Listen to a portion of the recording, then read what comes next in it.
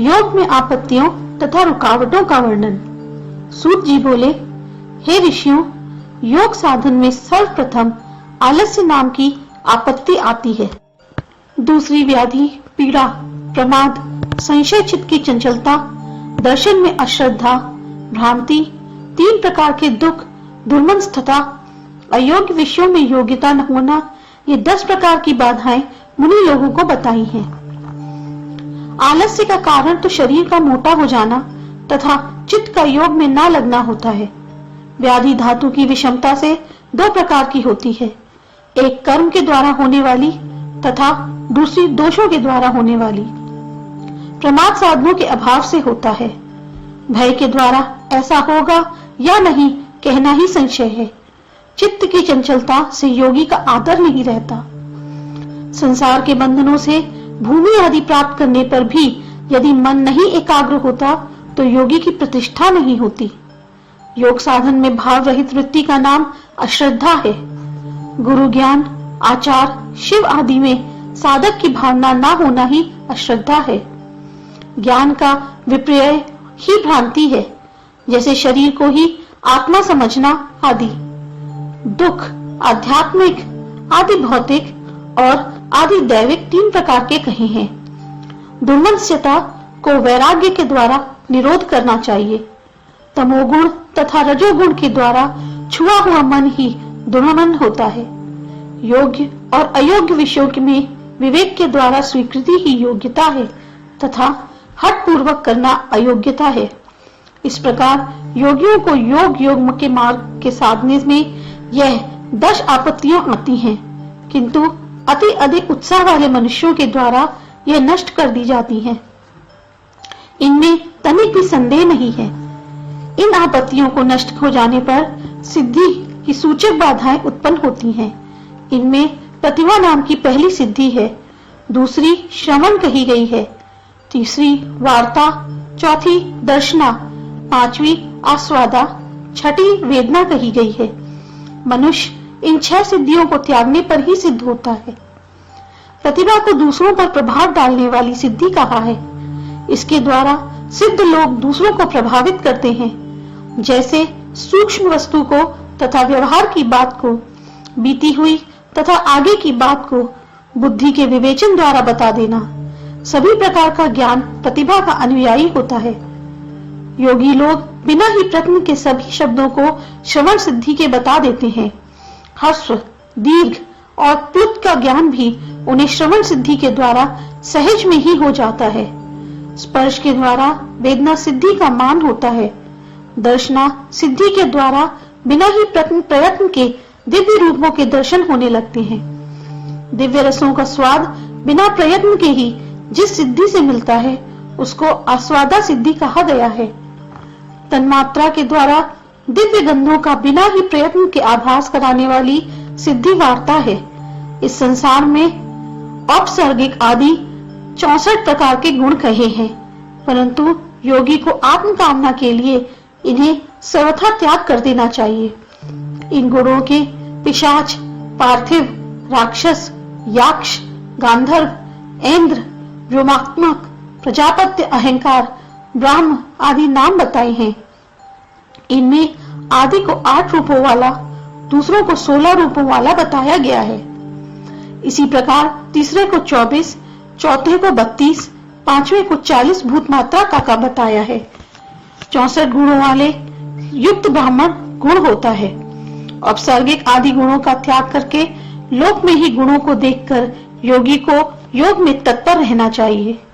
मोटापन, हल्कापन, बालकपन तथा जवानी आदि अनेक प्रकार की जाति देहधारियों के लिए कही गई हैं। पृथ्वी आदि अंशों के बिना ही सुंदर गण से युक्त जो ऐश्वर्य है वह 8 गुण वाला होता है। उसे महापार्थिव गुण कहा है। जल में रहता हुआ भी भूमि पर निकल आना, इच्छा शक्ति के द्वारा संपूर्ण समुद्र को भी पीने की सामर्थ्य रखना, संसार में जो देखने की इच्छा हो उसे जल में देख लेना, जो भी वस्तु हो उन्हें कामना के द्वारा ही भोगने की इच्छा से ही भोग लेना, बिना बर्तन के ही हाथ पर जल को पिंड के समान रख लेना, शरीर से अग्नि की लौ निकलते रहने पर भी जलने का भय न होना, शरीर का घाव रहित रहना आदि 16 प्रकार के ऐश्वर्य कहे हैं। संसार को जलता हुआ दिखने पर भी जले नहीं, जल के बीच में अग्नि जलकर अपनी रक्षा करना, हाथ पर आंच को धारण कर लेना, किसी भी वस्तु को जलाकर भस्म कर देना तथा उसे फिर ज्यों का त्यों बना देना आदि तेज संबंधी 24 गुण कहे गए हैं।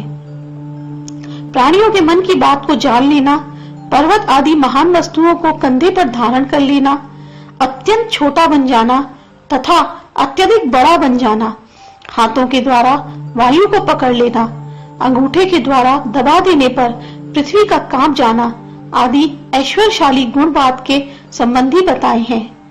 आकाश गमन, शरीर को छाया से रहित दिखाना आदि इंद्रिय संबंधी गुण कहे हैं। दूर से शब्द ग्रहण कर लेना, सभी शब्दों का ज्ञान होना, तन्मात्रता का ग्रहण कर लेना, सभी प्राणियों का दर्शन आदि ऐश्वर्य भी इंद्रिय संबंधी है। इच्छानुसार अपनी इंद्रियों को वश में कर लेना, संसार का दर्शन करना आदि मानस गुण के लक्षण हैं। छेदना, ताड़ना देना, बांध देना, संसार को पलट देना, सब प्राणियों की कृपा होना, काल और मृत्यु को जीत लेना, ये प्रजापत्य अहंकार के लक्षण हैं।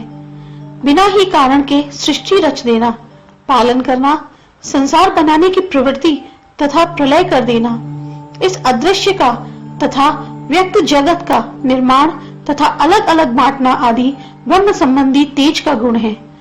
इस प्रकार ये प्रधान वैष्णव पद भी कहे गए हैं। इनके गुणों को ब्रह्म ही जान सकता है, अन्य किसी में जानने की सामर्थ्य नहीं है। ये असंख्य गुण हैं, शिव से अन्य और कौन जान सकता है। इन परम ऐश्वर्यों को शैवी गुण कहा है और विष्णु के द्वारा जाने गए हैं। योग के उत्थान में ये सिद्धियां बाधा रूप आती हैं। इनको प्रयत्न के द्वारा वैराग्य पूर्वक रोकना चाहिए। विषयों के भय का नाश तथा अतिशयता जानकर अश्रद्धा से इन सिद्धियों का त्यागना ही विरक्ति है। अतः इन सिद्धियों को वैराग के द्वारा योग्य में विघ्न समझकर त्यागना चाहिए। इन औपसर्गिक का परित्याग करने से महेश्वर प्रसन्न होते हैं। उनके प्रसन्न होने पर विमल मुक्ति अथवा अनुग्रह या लीला को योगी प्राप्त होते हैं। इस प्रकार इन बाधाओं को निरोध करके विशेष चेष्टा से वह मुनि सुखी होता है। कभी कभी इस भूमि को छोड़कर आकाश में शोभा युक्त होकर क्रीड़ा करता है, कभी वह वेदों का उच्चारण करने लगता है, कभी उनके सूक्ष्म अर्थों को बतलाता है, कभी कभी श्रुतियों के अर्थ को बतलाता हुआ श्लोक बनाने लगता है, कभी 1000 प्रकार के बंधनों से बंध जाता है, कभी मृत पक्षियों के शब्द ज्ञान का बखान करने लगता है। ब्रह्मा से लेकर स्थूर जगम की सभी को हाथ में रखे हुए आंवले के समान देखने लगता है। बहुत कहने से क्या लाभ अनेक प्रकार के विज्ञानों को उत्पन्न करता है। हे श्रेष्ठ मुनियों, उस महात्मा मुनि के अभ्यास के द्वारा विशुद्ध ज्ञान विज्ञान स्थिर होता है। वह योग में लगा हुआ सभी तेजधारी रूपों को देखता है, अनेकों प्रकार के देवताओं के प्रतिबिंब और हजारों विमानों को देखता है। वह योगी ब्रह्मा, विष्णु, इंद्र, अग्नि, वरुण, आदिक, ग्रह, नक्षत्र, तारे, अनेकों हजारों भुवन, पाताल तलों की संख्या आदि को समाधि में बैठा हुआ आत्मविद्या के दीपक के प्रकाश से स्वच्छित से अचल होकर देखता है। भगवान की कृपा रूपी अमृत से भरे हुए सत्व के पात्र को देखता है तथा अपने हृदय के अंधकार को हटाकर वह पुरुष अपने आत्मा में ही ईश्वर को देखता है। भगवान की कृपा से धर्म, ऐश्वर्य, ज्ञान, वैराग्य, अपवर्ग प्राप्त होती है। इसमें अन्य विचार नहीं करना चाहिए। 10,000 वर्ष 1000 बात बीत जाएं तो भी उनकी कृपा के विस्तार को ही नहीं कहा जा सकता। हे मुनीश्वरों, पाशुपत योग में स्थित योगी की महिमा बड़ी अपार है।